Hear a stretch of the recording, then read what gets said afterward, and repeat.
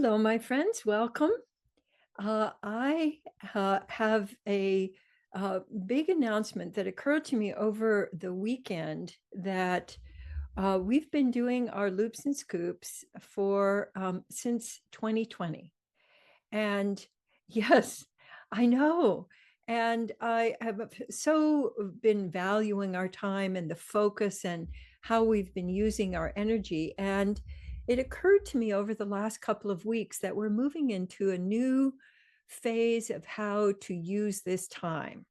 And my intention moving forward is to use both loops and scoops and presence, connect, play, and the integrity cards during our 15 minutes, and so that we get not only the medicine of attention and of connection, but also how to take that into our day-to-day lives.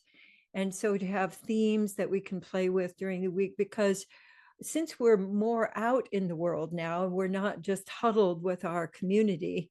I want to have a way that you can enjoy more ease and flow in your day-to-day life as you're moving around. And so that was what came to me. And so today, what I wanted to focus on, I spent a recent loops and scoops talking about the benefits of loop of awareness. And today I thought I would have us just run through the aspects of loop of awareness that I've been sharing, and that each time we really focus on one or more of those. But I wanted to get them, most of them. I'm sure I won't cover all of them, but I wanted to get most of them into the same uh, session with you, so that you can go, okay, now what are the skills of loop of awareness, and how do I know, and which one do I want to focus on?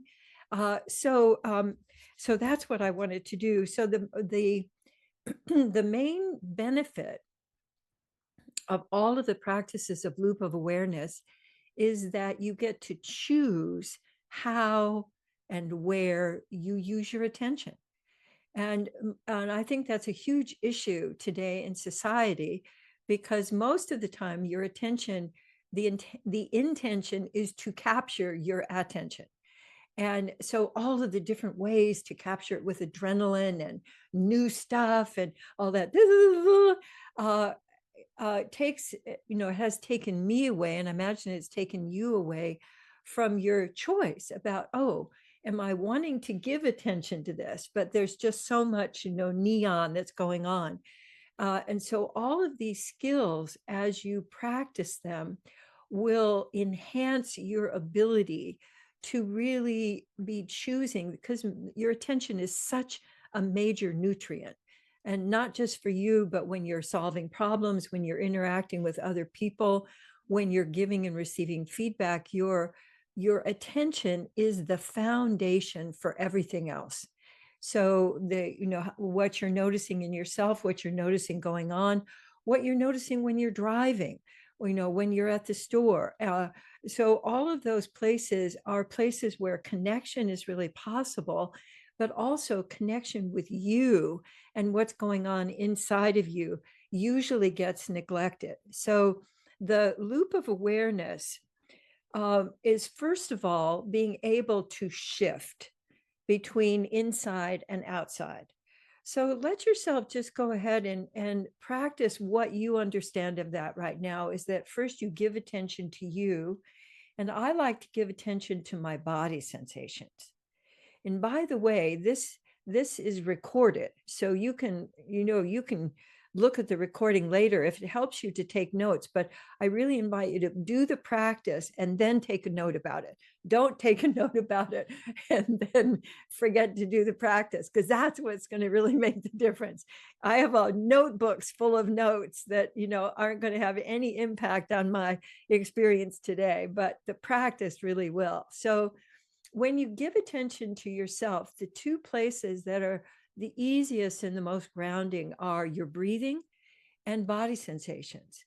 So when you give attention to yourself, most people don't even, when I say give attention to yourself, people might go to their thoughts, people might go to, an interaction, a memory, but they don't actually go to their body.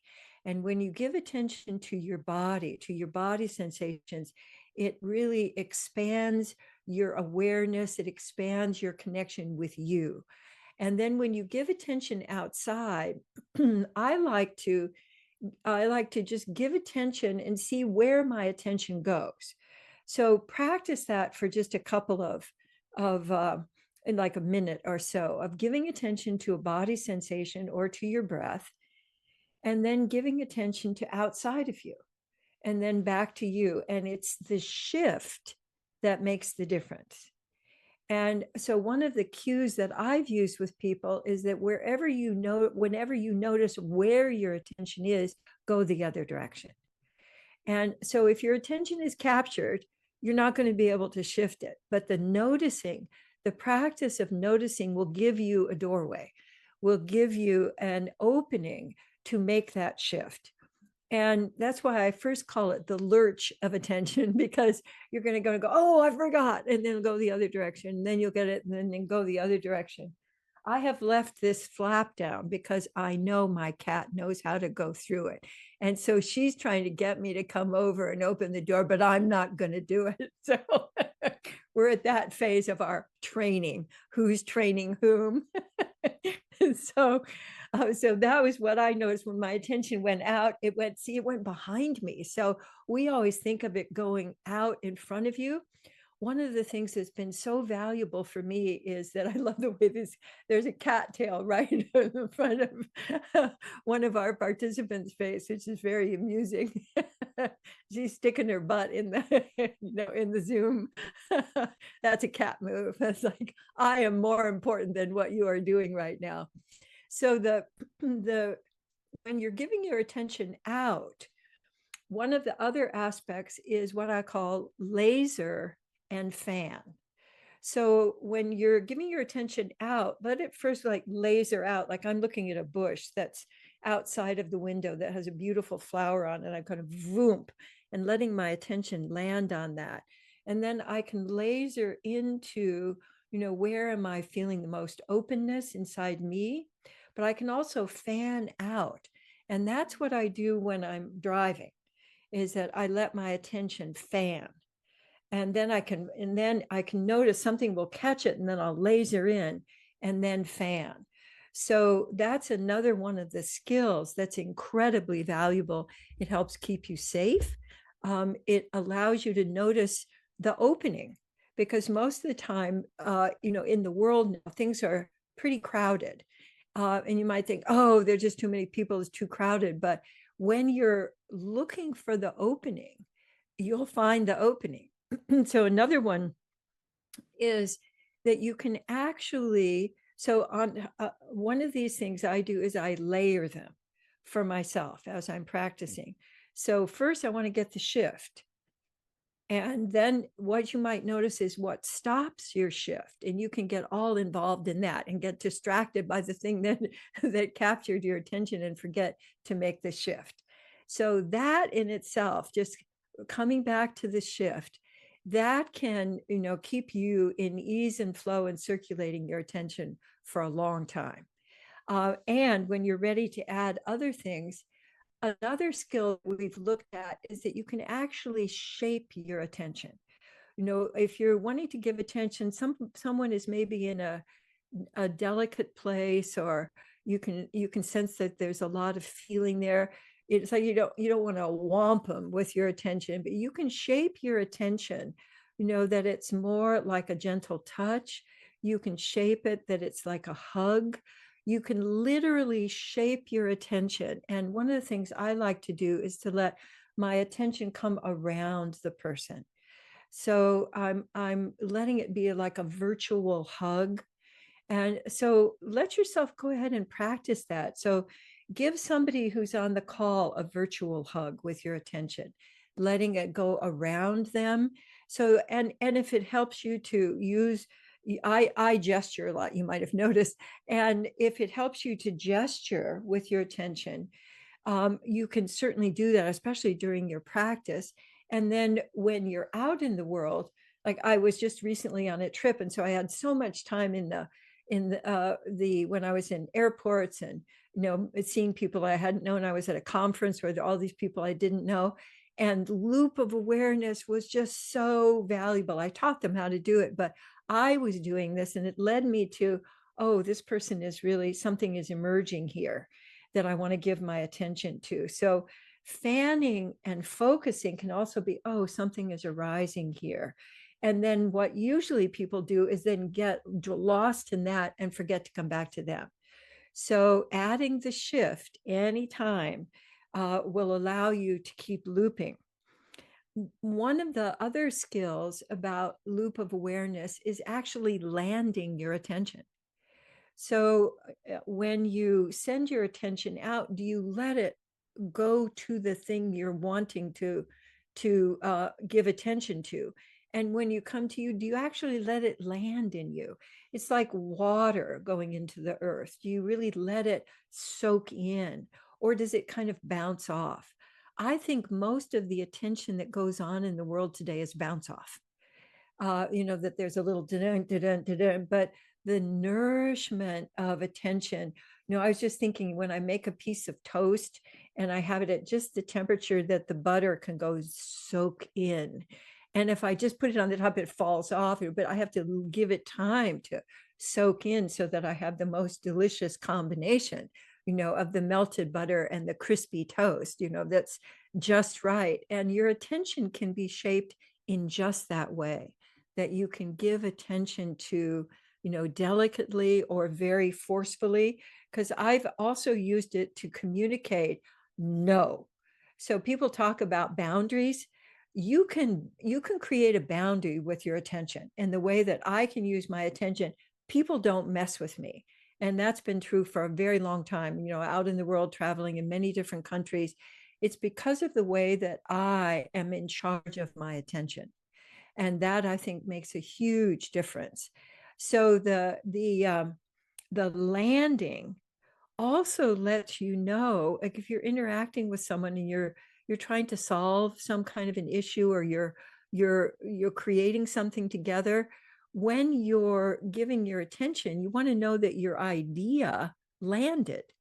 And if you're not doing loop of awareness, you just go right on past that, and you can miss there was something that they wanted to say, but maybe they, hadn't quite arrived on it. And if you move over that with your attention, that moment gets lost. It may come around again, but it may not. And one of the other things that influences that, so let me just pause for a second, because I'm doing the thing that I'm going to talk about next is pace. I'm getting speeded up because I'm excited about sharing this with you. So I'm going to notice that my body, I need a little water because I was going so fast. My throat's a little dry. But most people are not giving attention to themselves to notice that, that I need a drink of water, or wait a minute, did I just miss something? Because that's also what you can add into your conversations of, oh gosh, I was going on and I just realized that you were still, I'm looking back and there you are, you're not here where I am. And so we assume that people are going to keep up with us, which takes me then to pace, that our pace of how we use loop of awareness. We may have a natural, the pace that's kind of your essence pace of using your loop of awareness. But when you're in the world, that's not often the pace. And so can I move my loop of awareness so that I am in the stream of what's going on, but I'm also landing in me. So if I do pace and landing, and then, because I might have a pause before I shift. And that whole, the rhythm of how I move my attention and how I'm impacted by the attention around me, that's a whole semester's worth of practice that you can do. It may be happening any minute now. She's holding out though. She has the Hendrix stubbornness. Now there are two more that I want to add. One is your intention. So your intention for your attention also really helps shape the way that you're using your awareness. So the intentions that I find most valuable are curiosity and appreciation. So it can be a curiosity plus appreciation. It can be one or the other or both of them, all with something else you might want to add. But I find that when I appreciate, I'm giving my sensitive awareness, and that allows the flow of my attention to, I think, be received much more easily and readily by the other or by the environment. And if I'm curious, I shift from the attitude that is so pervasive right now, which is what's wrong? What's wrong now? What's wrong with you? And so our attention has a kind of a on it rather than an invitation. And so shifting from what's wrong to curiosity, I added the hmm. So the skill, I'm piling all of these on so that you'll have like a list of some of the most important attention skills that you can refer to from the recording. And then when we're practicing together, we'll add in one or more of those, but you'll have them to go, oh, I'd like to focus this week more on my pace. So of the things that we have mentioned, notice if there's one of them that kind of lights up for you. Oh, I think this week I'm going to really focus on making sure that I notice my breathing and then shifting. And then what kind of breath do I notice out there? And then shifting. So the key word there is shift. And the easier you make the shift, the more you go into the flow of attention. And the flow of attention, one of the main things it does is refresh you, that it will refresh your energy. It will kind of clear your brain. It will allow you to present yourself in the moment. But that whole refreshment is one of the main things that you'll get from shifting. So I'm excited to have shared that with you. I went a little over my time, but I think it'll be okay. So I want to, since I had already made this announcement, we're going to start that next week. So for today, we have another card to share with you from the Integrity deck. And Michelle, do you have that? Yes.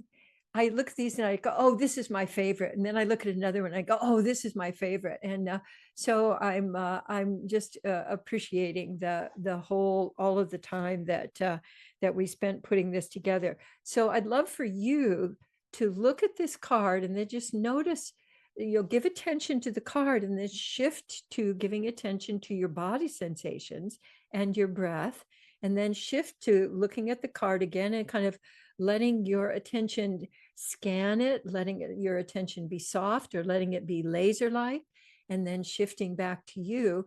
And I'd like you to continue that while I'm reading to you both the statement and the question. I am curious to discover and learn from my feelings and inner experience.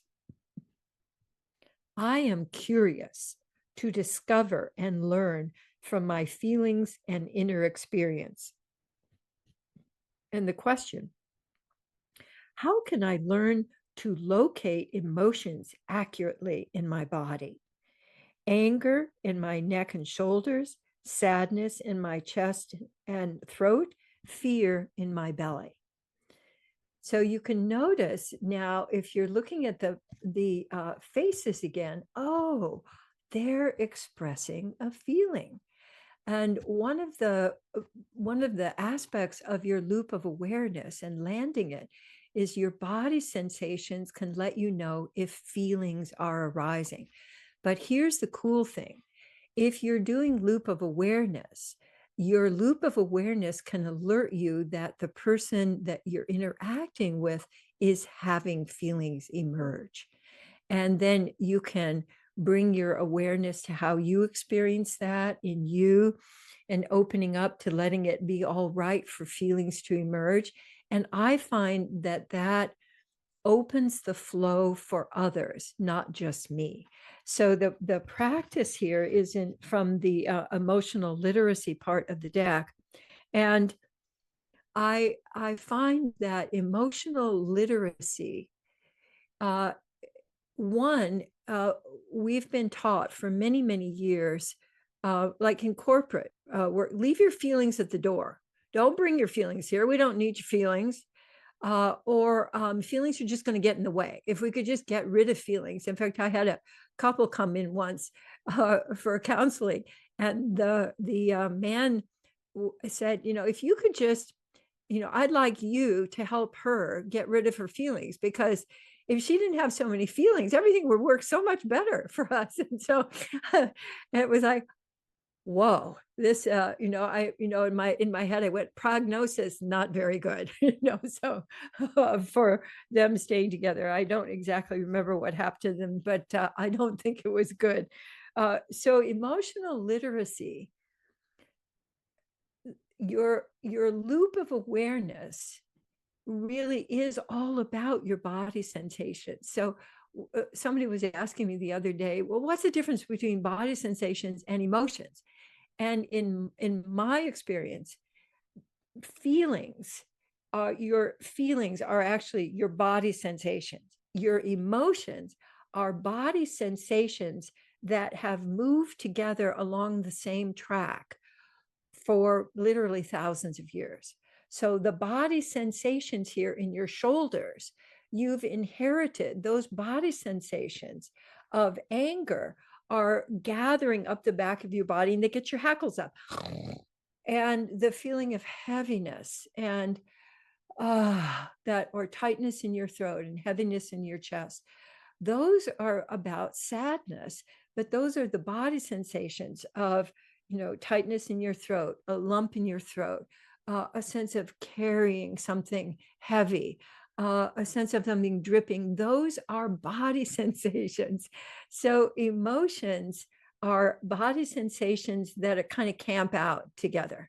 And then, of course, in your belly, the fear sensations, the racy, queasy, the butterfly sensations, have been our response to threat for a very long time. And those emotions are intended to support you in being more fully in the world, in making choices that really support your aliveness, connection, safety, your creativity.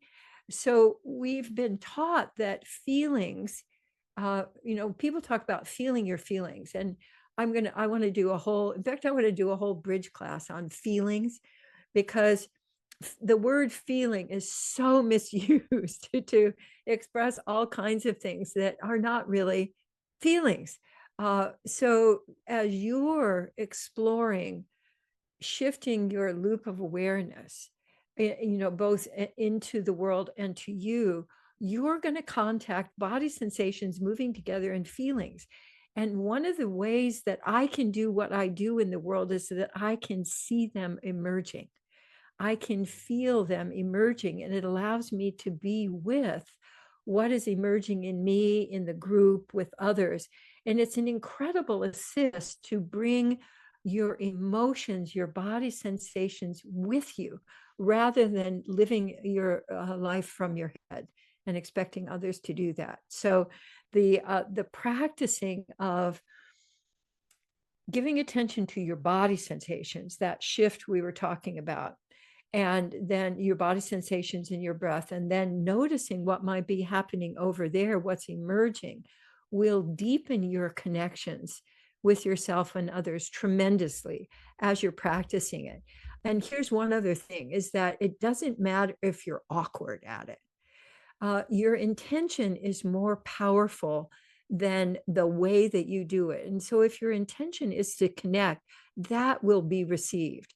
And even if it's not like, I can, sense something emerging over there, are you feeling sad? And the person will say, no, it's not exactly, I'm not feeling sad. I'm feeling, because they'll get that your intention is to connect, and they'll correct you. So you don't have to be perfect, and they don't have to expect you to be perfect. So I invite you for this week to let yourself notice which of your body sensations are connected to the emotional centers in your body. Particularly shoulders and neck, anger, high chest, sadness, lower belly, fear, but also just so that you're start becoming aware of it. What are your joy sensations? How do you notice that you're experiencing joy? What are the body sensations that flow together that create joy for you?